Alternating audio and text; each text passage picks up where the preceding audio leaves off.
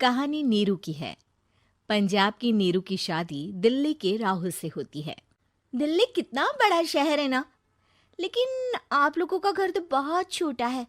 हमारे पंजाब में तो ये बड़े बड़े घर होते हैं कि मजा ही आ जाता है। कोई बात नहीं नीरू, मैं भी तुम्हारे लिए बहुत बड़ा मकान बनाऊंगा बहुत जल्दी। नीरू के पिता जहाँ पंजाब के जाने माने व्यापारी थे, वहीं उसका पति राहुल दिल्ली में एक सिंपल नौकरी करता था। माँ, यहाँ तो घी मक्खन इतना महंगा है कि क्या बताऊं। मैं तो तरस ही जाती हूँ घी खाने के लिए। नीरू की माँ को ये सुनकर बहुत दुख होता है।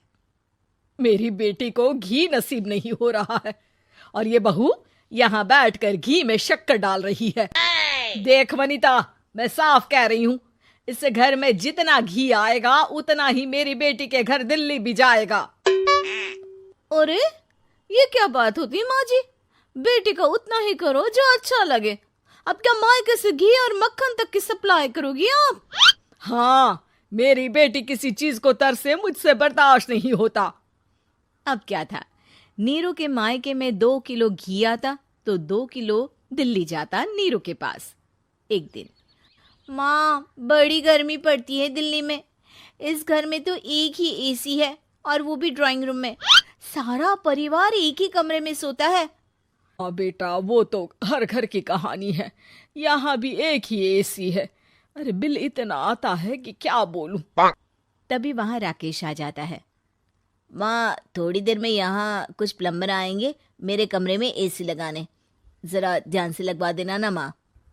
ओए, ऐसे कैसे तेरे कमरे में एसी लगेगा? हाँ राकेश, एक बार बात तो कर लेता। अरे पापा, वो वनिता को गर्मी में नींद नहीं आती। ड्राइंग रूम में सबके साथ सोने में वो अनकंफर्टेबल है, इसलिए। अरे पूरे परिवार के साथ वहां तेरी बहन नीरू भी तो सोती है। वो नहीं हो रही क्या अनकंफर्टेबल? समझ रहा है ना? अगर एसी लगेगा तो एक दिल्ली में तेरी बहन के कमरे में भी लगेगा, तभी तू लगा सकेगा।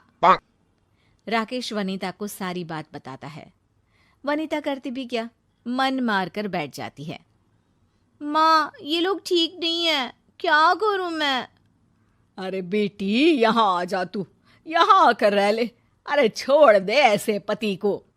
कैसे छोड़ दूं माँ? समाज क्या कहेगा, लोग क्या कहेंगे? वैसे भी मेरा एक बेटा है मयंक। अरे हटा बेटा, तेरी उम्र ही क्या है, इतनी परेशान रहेगी तो काम कैसे चलेगा। खैर, बात आई गई हो जाती है। माँ को लगता है कि नीरू ठीक है, तो वहीं नीरू के मन में एक ही लाइन चल रही होती है, यहाँ आजा। माँ ने तो बोल ही दिया है कि यहाँ आजा।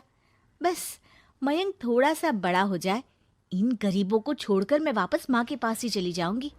वो इसी सोच में बाजार में चल रही थी कि मैम, आपका दुपट्टा जमीन को छू रहा है। नीरू जैसे ही उस लड़की की तरफ देखती है, देखती ही रह जाती है। हाय रे, कितना सुंदर लड़का है ये।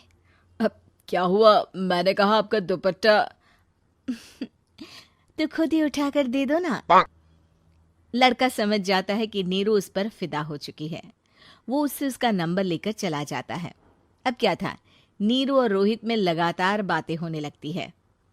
मैं हरियाणा का रहने वाला हूँ, यहाँ एक बड़ी कंपनी का मैनेजर हूँ। अच्छा, और कितने बच्चे हैं तुम्हारे? बच्चे? अरे मेरी तो शादी भी नहीं हुई है। तुम बताओ, शादी करोगी? नीरू शर्मा जाती है। अब लेकिन मैं तो पहले से ही शादीशुदा हूँ। मुझे फर्क नहीं पड़ता, बस तुम शादी कर लो, भाग चलते हैं। बहुत पैसे वाला हूं मैं, हमेशा खुश रखूंगा तुम्हें। नीरू रोहित से मिलकर सारा प्लान बना लेती है और फिर एक दिन घर से भाग जाती है। दोनों शादी कर लेते हैं। शादी के बाद, क्या बात है नीरू, तुम्हें परेशान सा देखता हूँ, सब ठीक तो है ना? हाँ हाँ, सब ठीक है।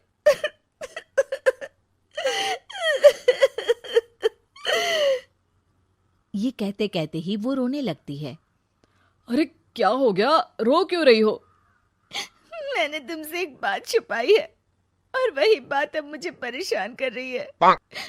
रोहित, मेरा एक बेटा भी है, उसका नाम मयंक है। क्या बात कर रही हो? ये तुमने मुझे पहले क्यों नहीं बताया? देखो नीरू, मेरी माँ को मैंने ये नहीं बताया है कि तुम शादीशुदा हो। बच्चा मैं मैनेज नहीं कर पाऊंगा। नीरू को समझ में नहीं आता कि वो क्या करे। तुम उस बच्चे को अपनी माँ को क्यों नहीं दे देती? नीरू चुपके से माँ को फोन करती है। माँ, क्या मयंक को तुम रख सकती हो? बेटा, मैं राकेश के साथ बात करती हूँ। आखिर घर का बेटा वही है, जो वो बोलेगा। वैसे भी बेटा, तूने जो किया है ना, उसके बाद से पूरा घर तेरी बुराई कर रहा है। मैं भी अब किसी से तेरे लिए लड़ नहीं सकती।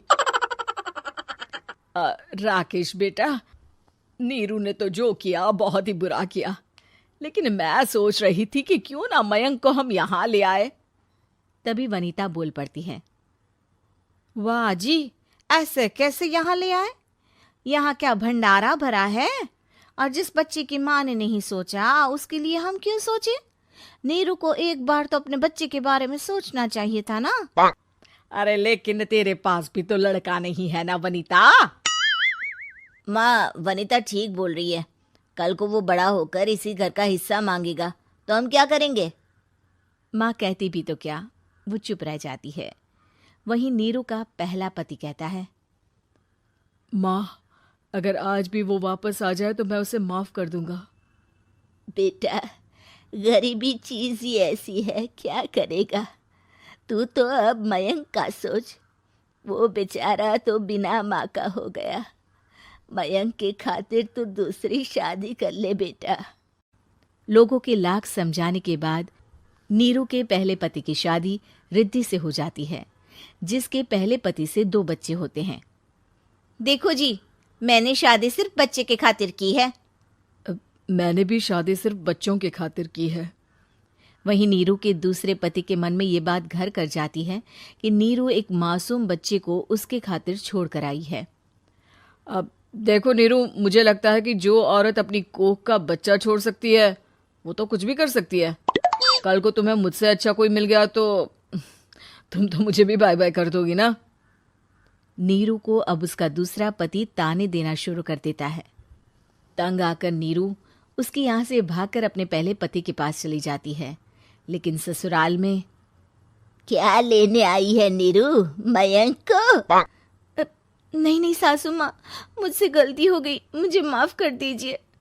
नीरू, अब वक्त खत्म हो गया है, मेरी शादी हो चुकी है। तो छोड़ दो ना उसे, हमारा बच्चा है। मैं आपको अपनी माँ नहीं मानता, मेरी नहीं मान तो बात अच्छी है। नीरू मयंक की बात सुनकर समझ जाती है कि उसके पास अब न आसमान रहा ना ही जमीन।